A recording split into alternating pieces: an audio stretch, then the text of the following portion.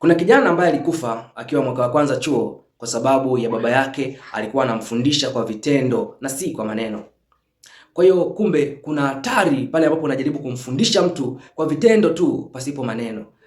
Kwa mfano unamfanyia mwenza wako vitendo fulani, unaamini kwamba ataelewa, atabadilika, atageuka, atakuwa hivi. Kumbe yeye hawezi kuelewa yaliyo ndani ya moyo wako. Anajua kwamba ndio umeamua kumtreat namna hiyo. Kwa anaamua kufanya maamuzi ya tofauti. Unajikuta kwamba ndoa imevurugika, mmeachana, mmegombana au lolote limetokea. Kwa kumbe kuna umuhimu kwamba unapokuwa hata unafanya vitendo na maneno pia yawepo. Mwalimu mzuri ni yule ambaye hafundishi tu kwa maneno bali kwa vitendo pia. Lakini pia usifundishe kwa vitendo tu, fundisha na kwa maneno. So huyu kijana ambaye alikufa ilikuwa hivi. Angalia kitu ambacho kilitokea. Tangu huyu kijana alipokuwa mdogo, alikuwa hatafanya kitu kizuri kiasi gani, baba yake hajai kumpongeza. Si unajua wazazi wetu hawa wa Kiafrika hawa.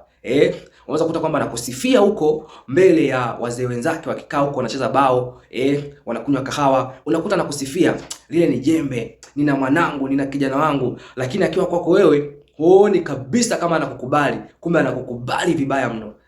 Sasa kwa sababu huyu kijana baba yake hajai kumuonyesha kumkubali kwamba yes, hongera, umefanya vizuri, ilikuwa inamuumiza, inamdisappoint. Kwa hata alipokuwa ameingia chuo, huyu kijana alisoma kwa bidii sana ile semester ya kwanza.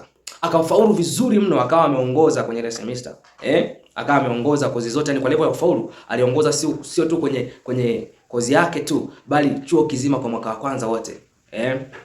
Mwaka wa kwanza wote aliongoza. So unaweza kuona kwamba baada ya kufanya hivyo akajua kwamba nikimwambia mzee itanisaidia mimi, mzee aweze kunipongeza au itamfanya mzee aweze kunikubali.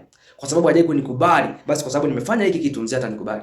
Kwa hiyo kijana akampigia simu mzee wake, akamwambia mzee, matokeo yangu yamekuwa 1 2 3. Mzee akamwambia kuna lingine au ni hilo tu? Akasema ni hilo tu baba. Babake akasema kwamba babake akamwambia kwamba okay, niko busy na kazi, basi baadaye, kama hakuna lingine baadaye. So kijana kama amejisikia vibaya, akachukua hatua ya kuamua sasa. Akaona kumbe ninachokifanya hakina maana. Ndio maana mzee hawezi kunipongeza. Ninachokifanya hakina thamani, ndio maana mzee hawezi kuniambia kwamba vizuri, ongeza bidii. Kwa hiyo kijana alichokifanya ni kuamua kuanza kunywa pombe na kutumia madawa. Kwa bahati mbaya, kwa sababu alikuwa hajawahi kutumia na kwa sababu alikuwa anatumia kulingana na hasira, msongo wa mawazo kwamba kwa nini mzee wangu hanikubali, hanipongezi, nifanye nini? Akaona bora sasa niingie kwenye matumizi ya pombe na madawa. Baada ya kufanya hivyo kitu, alizidiwa, kapeleka hospitalini, bahati mbaya akapoteza maisha. So unaweza kuona kwamba lengo la mzee wake lilikuwa sio baya. Lengo la mzee wake lilikuwa ni kumfundisha kijana kwamba imempasa mtoto kufanya wajibu wake au imempasa mtu kufanya wajibu wake bila kujali watu wanasema nini. Kwa sababu mtoto kama amefaulu, ukaanza kumpongeza, unamfanyia na sherehe, ataona kwamba ataona kwamba kumbe sio wajibu wake kufaulu. Ndio maana kifaulu anapongezwa. Kumbe mtu kama ni wajibu wake, sio lazima apongezwe. Ukiwa ni mtu ambaye unataka tu umpongeze mtoto, amefanya kitu umpongeze, amefanya kitu umpongeze. Kuna siku hata kuepo, kuna maisha huko ulimwenguni huko, atakutana na manyambisi, manyang'au, atakutana na watu ambao hawezi kumwambia hongera, hawezi kumwambia safi, unafanya kitu kizuri. Kwa hiyo atakapokuwa anafanya kwa sababu wewe haupo, atakuwa disappointed. Atakuwa kwenye ofisi ana perform vizuri, anafanya vizuri kwenye kazi kwa sababu bosi hampongezi, hakuna anayempongeza. Na wakati wengine kuna wafanyakazi wengine wanakuwa ni watu wabaya. Anaweza kumwambia kwamba wewe unajipendekeza kama ofisi ni ya babako. Wewe unajikuta nani? Unadhani hiyo ofisi ni mali yako au utazikwa nayo? Sijui nini na nini. Kwa hiyo sasa kwa sababu amezoea kuwa ni mtu ambaye anataka apongezwe. Kwa sababu hiyo sasa, kwa sababu apongezwe na kukutana maneno kama hayo, maana yake ni kwamba ataacha kufanya wajibu wake.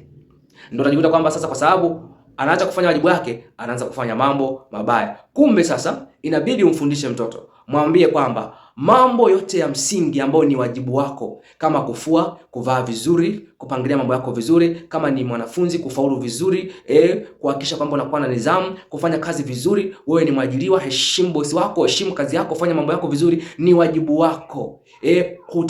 Hutakiwi kusubiri upongezwe, hutakiwi kusubiri uwe motivated, uwe inspired ili ufanye. Siku zote jifunze kufanya wajibu wako, hata kama hakuna naye kutazama, hata kama hakuna naye kupongeza, hata kama hakuna naye kushukuru. Jifunze kufanya wajibu wako, tenda wema, nenda zako, fanya mazuri, endelea na maisha yako pasipo kujali nani anakutazama, nani anakupongeza au nani anakupinga. As long as ni wajibu wako utafanya hata kama kuna upinzani. Hiki ndio kitu ambacho huyu mzee au mzazi alikuwa anataka kumfundisha mtoto wake kwa vitendo, lakini si kwa maneno. Lakini kwa sababu mtoto hakumuelewa baba anamfundisha kitu gani, ndio maana mtoto alichukua maamuzi ya kuingia kwenye matumizi ya pombe na madawa ya kulevya mpaka kuzidisha hata kupelekea kuondoa uhai wake. Kwa hiyo tujifunze hivi vitu viwili, kufundishana kwa maneno na kwa matendo. Kuna ndoa zinaharibika, zinavunjika kwa sababu unataka umfundishe mwenza wako kwa vitendo pasipo kuongea, na yeye pia mwenza wako hajui yaliyomo ndani ya moyo wako, kwa sababu ameona vitendo, basi anajua hivyo vitendo vinawakilisha maneno ya kinywa chako.